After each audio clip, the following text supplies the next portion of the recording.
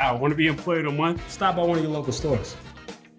That's not up to quality standards. Man, put the pizza in the oven, stop talking back. Ask people around here what their favorite season is. Everyone, I bet, will say fall. Ask them why, and 3 out of 4, I bet, will say the Prater's Mill Country Fair. It's coming up again this October. Mikey Sims, Kelly Harrell are back getting us ready for how many years this year? 50 years. 50 years of the fair.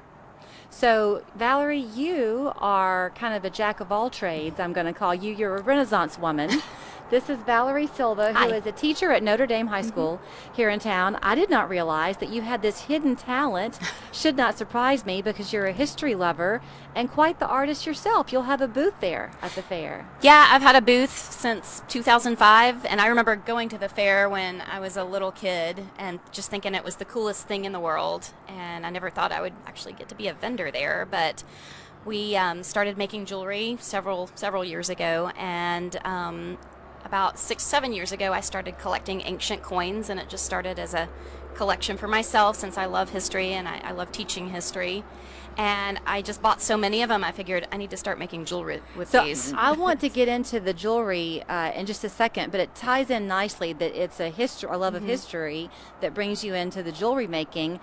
Y'all clearly, Kelly and Mikey, have loved and continue to celebrate the history of Prater's Mill. And in part, it was that romance of the mill that you loved bringing back to life 50 years ago, right? Yes, And we're using the phrase history is priceless, celebrating 50 years of historic preservation at Prater's Mill.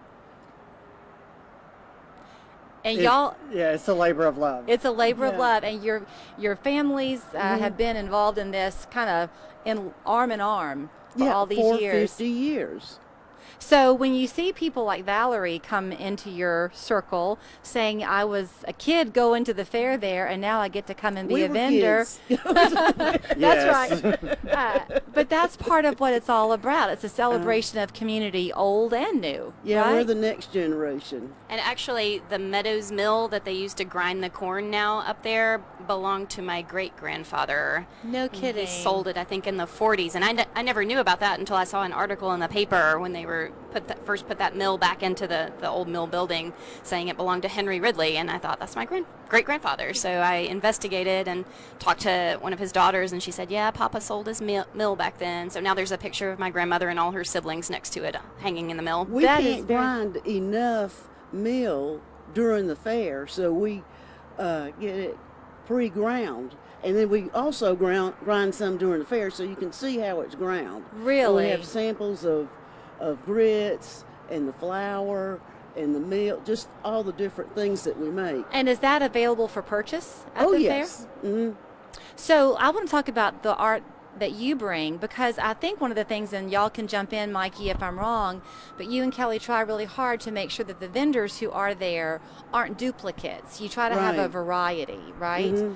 I'm sure you're not going to find anybody doing what Valerie's doing. No, Judy started, when she started this, everything had to be handmade out of natural materials by the artist.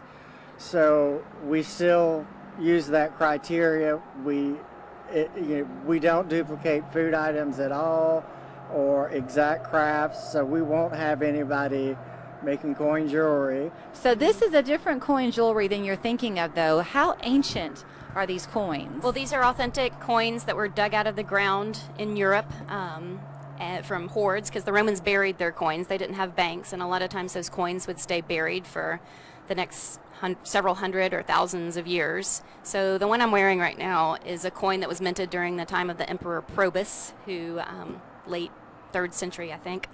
So it's a 1,700-year-old coin. Yes, 1,700-year-old coin. And so what I do, I buy them, for the most part, uncleaned, and then I clean them up. And I'll hold it in my hand. You can put it right there. And then I was taught how to identify the coins, so I use this book to identify coins, and if I can identify them, if I find them in the book, then I polish them up, and they come with a ID sheet here, so you can... So you know what you have. So you can tell people about who who's on your necklace. Okay, the more I'm looking at this, Valerie, the more interested I'm becoming. So here you are, a Spanish teacher, a language lover. Am I looking, are those Roman numerals that I'm seeing, or are they just letters? They're letters, and it says Sol Invicto. So this is the Emperor Gallienus, and it's got a tribute to Sol Invictus. I'm not wanting you to give away your trade secrets, but how is it that you're cleaning them? I use a Dremel with a steel brush. So that must be very time consuming for you, because you don't want to do anything to damage the They're marking. actually very durable. I mean, this has been buried in mud and stuff for hundreds and hundreds of years. Isn't that it amazing? survived that, so it can survive a Dremel. Now, some of them you can't clean, but you don't discard those. Right. So the ones that are uncleanable or that have been damaged too much by their hundreds of years in the soil, I turn into earrings. Now, you have to talk about the name of the company. It's the Venerable Beaders. Right. It's a pun that a lot of people don't get. The Venerable Bede was a medieval historian of England, I think 9th century. So it's just a little history lover's pun. So when people come to your booth at Prater's Mill, I'm guessing that they end up talking history with you while they're shopping. Some of them do, and those are the people I love talking to, and that's why I only just do the fairs. I don't have a website or anything, because I love talking to people, and I'll just stand there all day and talk to people about this.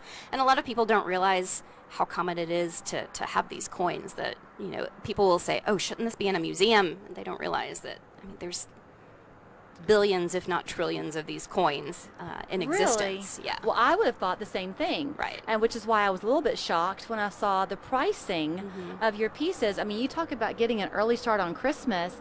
It's a one of a kind, literally, that you'll be taking home, and the price point is great. I don't have anything more than $65, I think. My earrings are $20 a pair.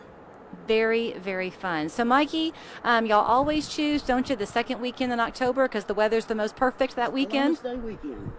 Columbus Day weekend. Well, the government changed Columbus Day, so it's not always Columbus Day weekend, but it's the second full weekend in October. It happens to be Columbus Day. Do this you year. buy, I can't remember, do you buy a ticket, an entry ticket in, or is it? We free? take cash at the gate. You can also buy tickets on our website at pratersmill.org/fair. And you can text to get the link while you're in line to get, if you don't have cash.